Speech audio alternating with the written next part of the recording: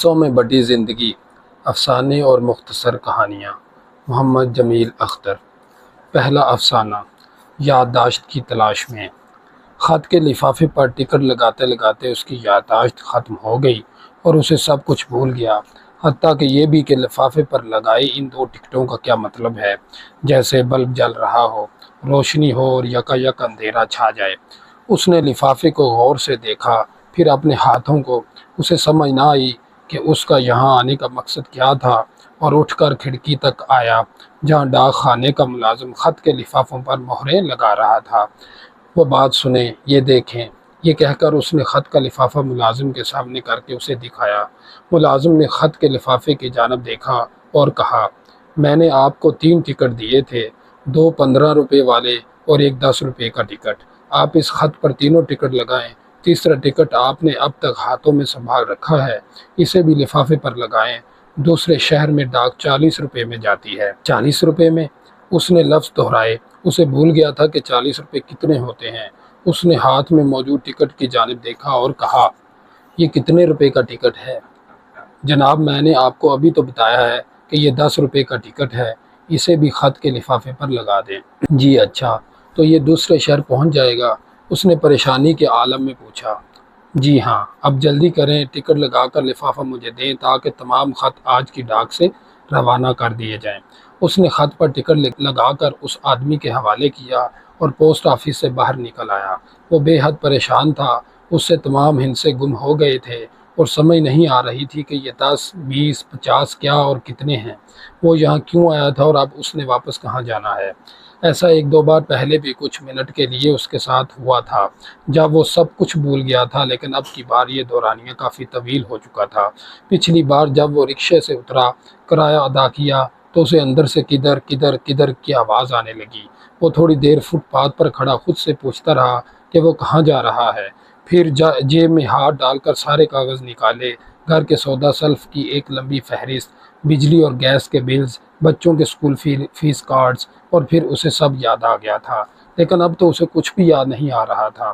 وہ آدمی گلی نمبر 7 سے مین سڑک تک 8 کلومیٹر روزانہ پیدل کیوں جاتا ہے؟ کیونکہ وہ پیسے بچانا چاہتا ہے۔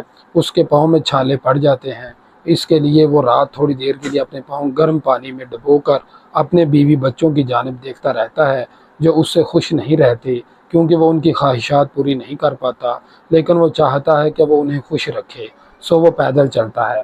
4تھا سال ہے، اس کی ترقی نہیں ہو رہی، لیکن اس کا کنبہ لگاتار بڑھ رہا ہے۔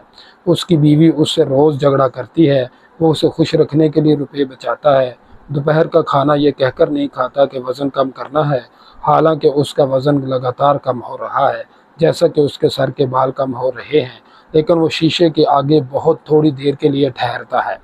اسے نہیں معلوم کہ اس کے سر کے بال کتنے کم رہ گئے ہیں۔ مہینے میں 1 بار ٹائی باندھتا ہے اور اس کی گرہ بھی نہیں کھولتا۔ اس کی بیوی دیر سے جاگتی ہے، اس لیے ناشتہ بنانا اور کپڑے استری کرنا اس کا کام ہے، اور وہ اکثر یہ دونوں کام نہیں کرتا کیونکہ اسے دیر ہو جاتی ہے، اور اس نے گلی نمبر 7 سے مین سڑک تک 8 کلومیٹر پیدل چلنا ہوتا ہے۔ اس سے وہ پورے 15 روپے بچا لیتا ہے، 15 روپے، جس سے دودھ کا چھوٹا پیکٹ آ جاتا ہے۔ 5ویں بچے کی پیدائش آپریشن سے ہوئی، جس کے لیے اسے قرض لینا پڑا، اور اب وہ تنخواہ سے 3000 روپے قسط ادا کرتا ہے، جو پچھلے 2 ماہ سے ادا نہیں کر سکا کیونکہ بچوں کی فیس بڑھ چکی ہے۔ ان کی کاپیاں، کتابیں، بیگ اور یونیفارم لینے کے بعد اس کے پاس بہت کم روپے باقی بچے تھے۔ اس کا خیال تھا کہ شاید اس سال اس کی تنخواہ بڑھ جائے تو حالات بہتر ہو جائیں گے، لیکن پھر یہ دن آ گیا کہ اس کی یادداشت ہی گم ہو گئی۔ وہ سڑک کنارے کھڑا سوچ رہا تھا کہ اسے اب کہاں جانا چاہیے۔ اب تمام راستے اس کے اپنے تھے جو کہیں بھی نہیں جاتے تھے۔ منزلیں باقی نہ رہیں تو راستے اپنا وجود کھو بیٹھتے ہیں۔ اسی دوران ایک رکشہ اس کے پاس آ کر رکتا ہے۔ بابو، چلنا ہے؟ رکشے والے نے پوچھا۔ جی جی بالکل، میں نے گھر جانا ہے، اس نے کہا۔ لے چلتے ہیں جی۔ آپ کا گھر کہاں پر ہے؟ رکشے والے نے پوچھا۔ معلوم نہیں، پہلے تو یہیں کہیں تھا، پھر اچانک ابھی تھوڑی دیر پہلے مجھ سے گھر گم ہو گیا۔ کوئی نشانی؟ رکشے والے نے پوچھا۔ ایک گلی ہے جس میں نیلے رنگ کا گیٹ ہے۔ گلیاں تو لاکھوں ہیں اور نیلے گیٹ بھی ہزاروں ہیں۔ گلی اور گھر کا نمبر بتائیں۔ نمبر؟ جی نمبر۔ اس نے ذہن پر بہت زور دیا، لیکن اسے کوئی نمبر یاد نہ آ سکا۔ آہ افسوس، مجھے کوئی نمبر یاد نہیں، اس نے دکھ بھرے لہجے میں کہا۔ آپ اب کہاں جائیں گے؟ رکشے والے نے پوچھا۔ گھر جاؤں گا جو معلوم نہیں کہاں ہے، یہیں کہیں ڈھونڈے شاید مل جائے، یہ کہہ کر رکشے والا چلا گیا۔ وہ سڑک کنارے حیران و پریشان کھڑا تھا، اسے کچھ بھی یاد نہیں تھا۔ اب میں کہاں جاؤں؟ دکھ کی شدید لہر اس کے اندر سے اٹھی اور وہ رونے لگا۔ پاس گزرتے ایک آدمی نے اسے روتے دیکھا تو پوچھا، جناب خیریت؟